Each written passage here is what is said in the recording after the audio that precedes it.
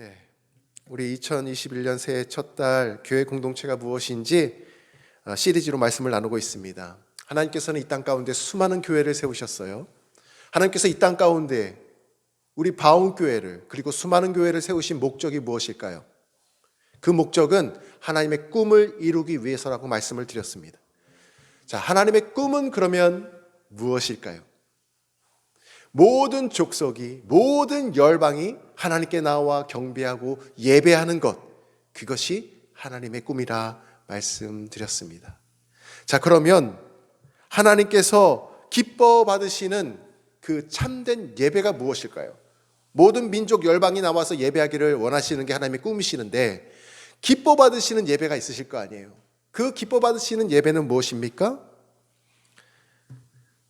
요즘 어쩔 수 없이 우리가 영상으로 예배를 보게 됩니다. 근데 예배는 보는 것이 아니고 드리는 거예요. 지난주에 우리가 살펴봤던 것처럼 어떻게 드립니까? 우리의 몸을 거룩한 산 제물로 드리라 말씀하고 있어요. 자, 어떻게 제물은 죽어야 하는데 산 제물을 드릴 수 있을까? 그것은 나는 죽고 십자가 예수 그리스도로 살아가는 것이 우리가 거룩한 산 제물로 드리며 참된 예배로 나가는 것이라는 것입니다. 그럴 때 하나님께서는 예배를 기뻐 받으신다라는 거예요. 십자가 앞에서 나는 죽고 내 안에 예수로 사는 참된 예배자가 되시기를 간절히 소망합니다. 하나님께서는 왜 우리에게 나는 언제나 행복한 사람이다 라고 말씀하십니까? 구원을 베푸신 주님께서 언제나 우리의 방패가 되시고 우리를 도우시는 검이 되시기 때문에 우리는 어떤 상황에서도 행복한 삶을 살 수 있다 말씀을 드렸어요. 그래서 우리는 오늘도 행복한 삶을 살 수가 있습니다. 그래서 우리 바움교회 모든 성도들은 하나님의 꿈을 이루기 위해서 비전 공동체, 예배 공동체, 행복 공동체를 이루어가고 있는 것입니다.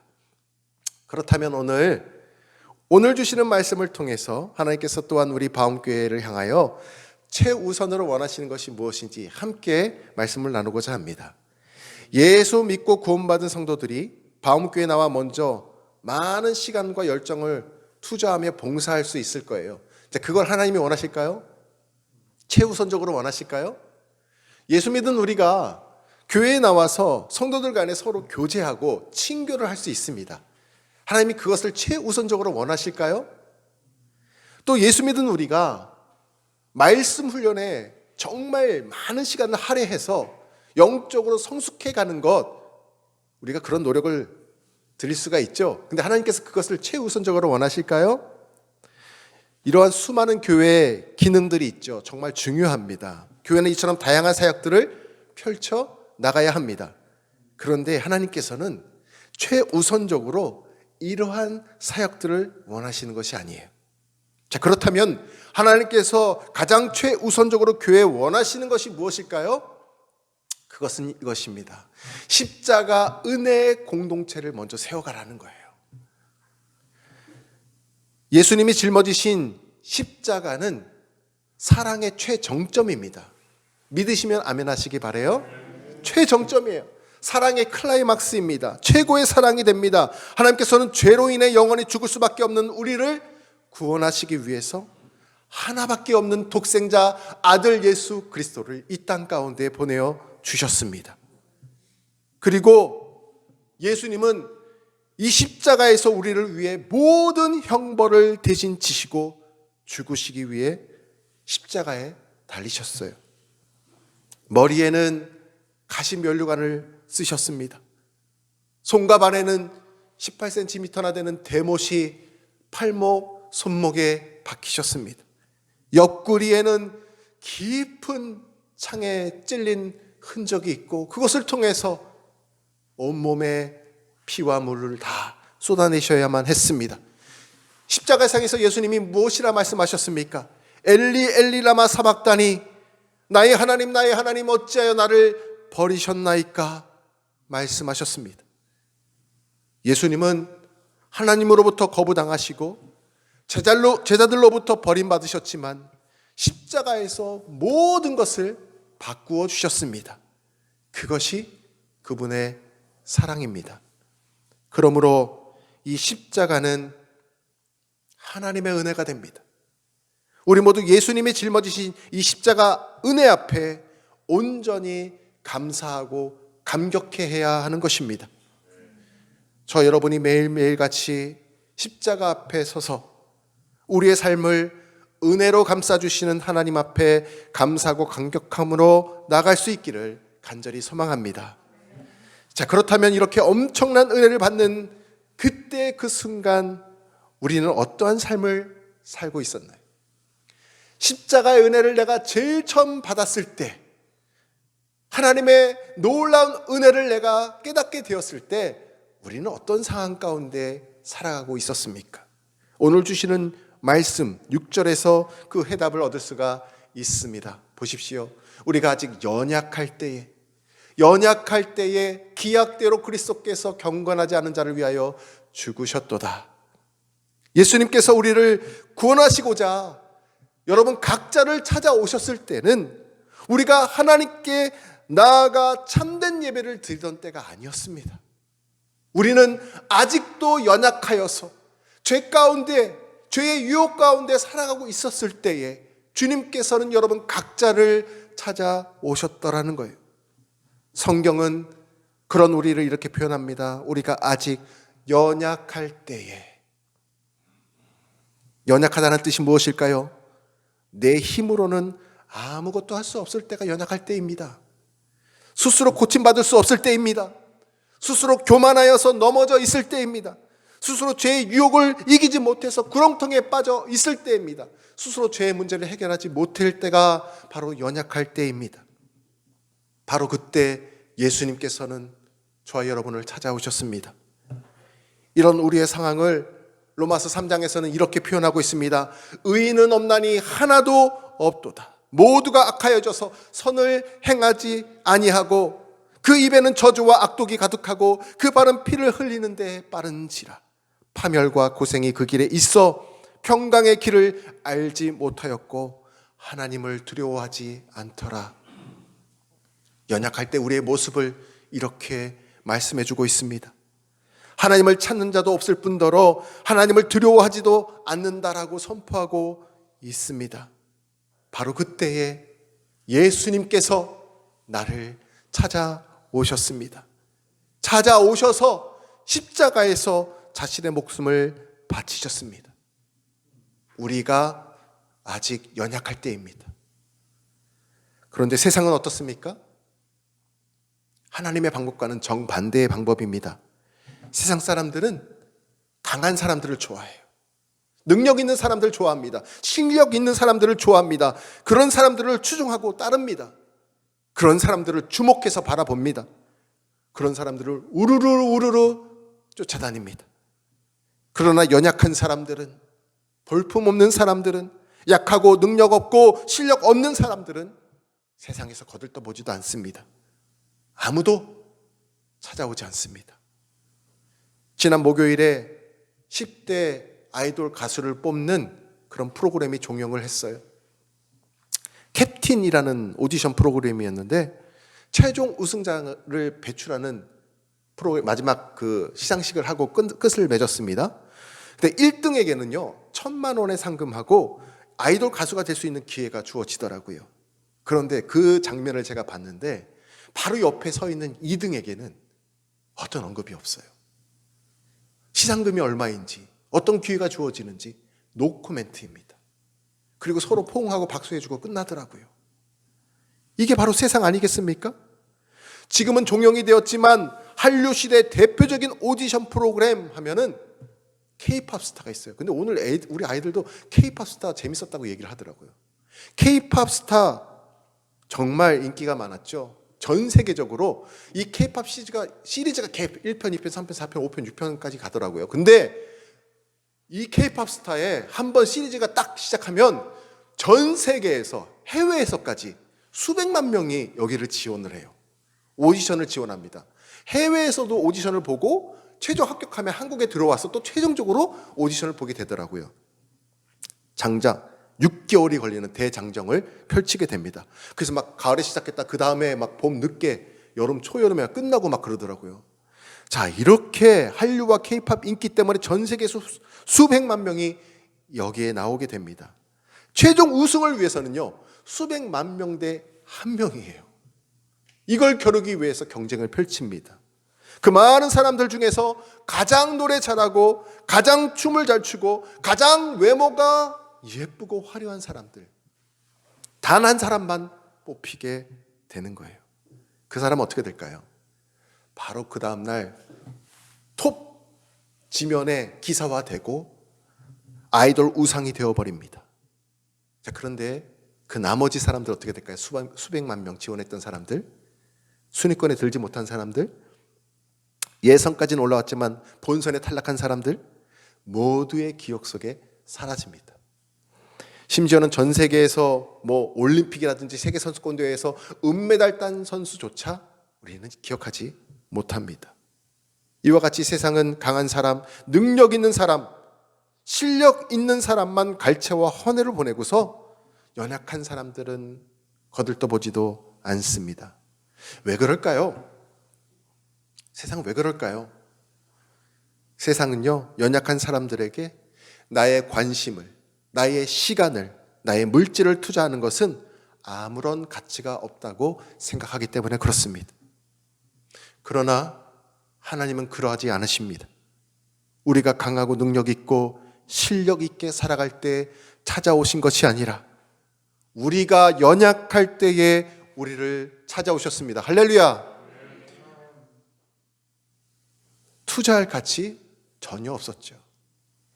바라볼 가치 전혀 없었습니다. 그런데 우리를 주목해 주시고 찾아오셨을 뿐만 아니라 당신의 그 귀한 생명을 우리에게 내어 주셨습니다.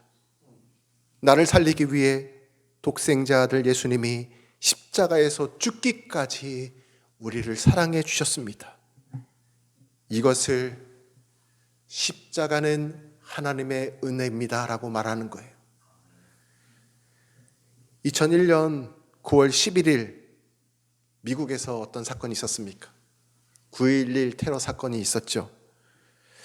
세계무역센터, 제가 사진을 준비했는데 저 멋지고 아름다운 세계무역센터가 비행기 2대가 납치돼서 그냥 가서 정면으로 추돌을 해가지고 빌딩이 하나씩 불타다가 무너져 내리는 비참한 사건을 우리가 생생하게 목격을 했습니다. 건물 내에 사람들이 많이 피신을 했지만 3,000명이 내려오질 못한 거예요. 저 위에 불타고 있어서 3,000명이 저기에 그냥 일하는 비즈니스맨들이 그대로 저기에 갇혀 있다가 같이 무너지는 건물 속에서 생명을 잃게 되었습니다. 처음에 무너진 게 아니죠. 시간이 좀 걸렸습니다. 그래서 저곳에, 저 불타오르는 저곳에, 건물이 붕괴될 수밖에 없는 저곳에 뉴욕시에 있는 모든 소방관들이 다 총집결해가지고 다 자기의 목숨을 걸고 저곳에 투입이 됩니다. 그 인원이 몇 명이었냐면 343명이에요.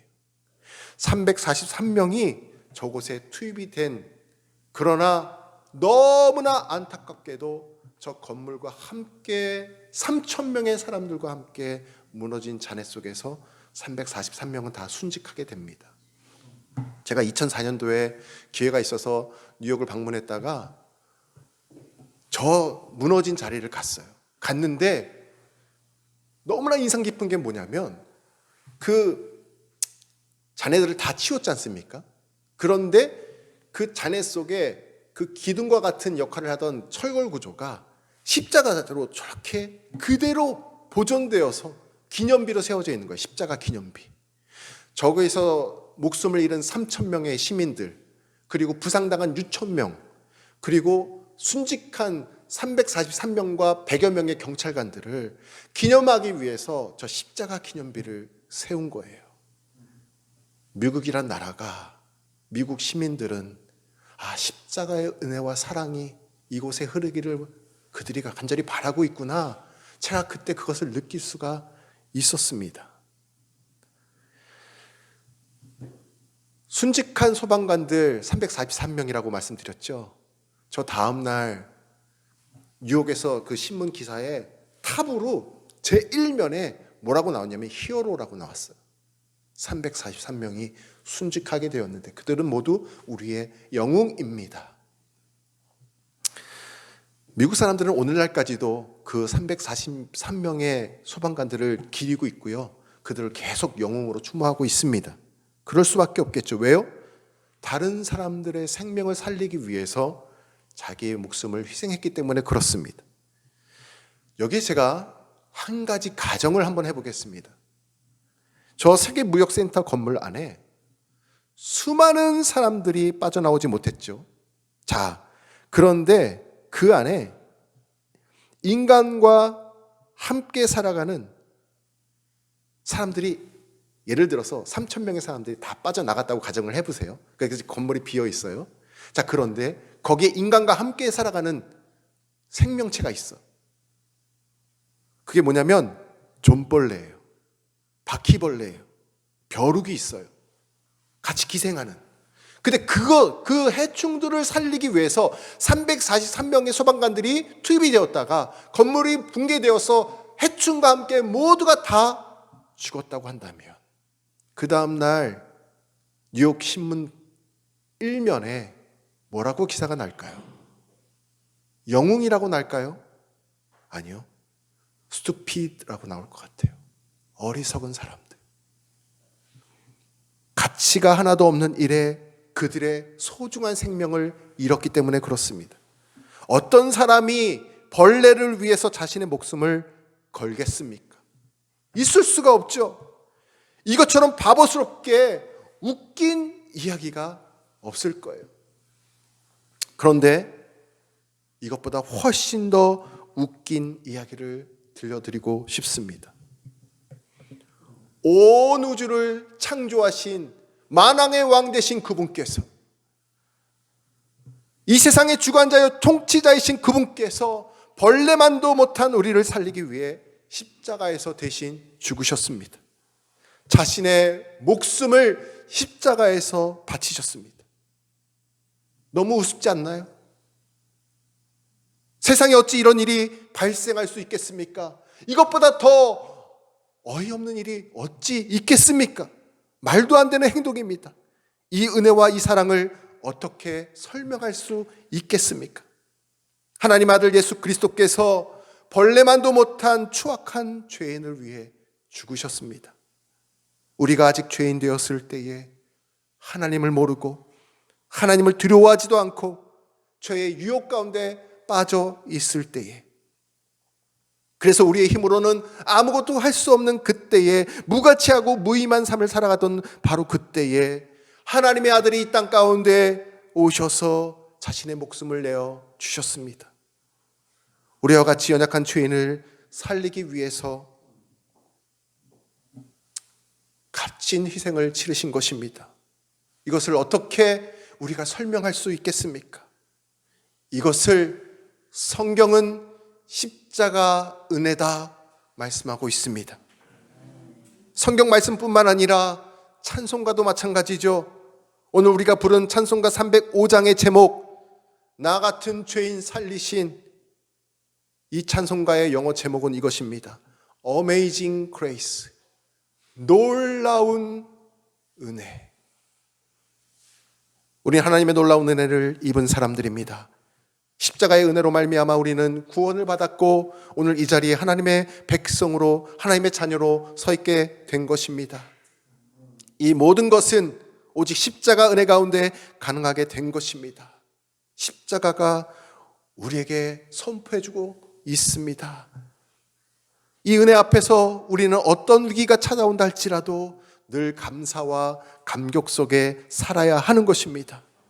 이 은혜 앞에서 우리는 전심으로 예배해야 하는 것입니다. 이 놀라운 은혜 속에 우리는 날마다 하나님을 찬양하시기를 간절히 소망합니다. 지금 이 자리에 있는 우리 모두 하나님의 십자가 앞에 서시기 바랍니다. 십자가가 선포하는 이 메시지를 우리의 가슴에 새기시기를 바랍니다. 십자가는 하나님의 은혜입니다. 놀라운 은혜로 말미암아 날마다 감사와 감격이 넘쳐나시는 우리 바움교회 모든 성도님들 되시기를 주님의 이름으로 축원합니다. 기도하겠습니다.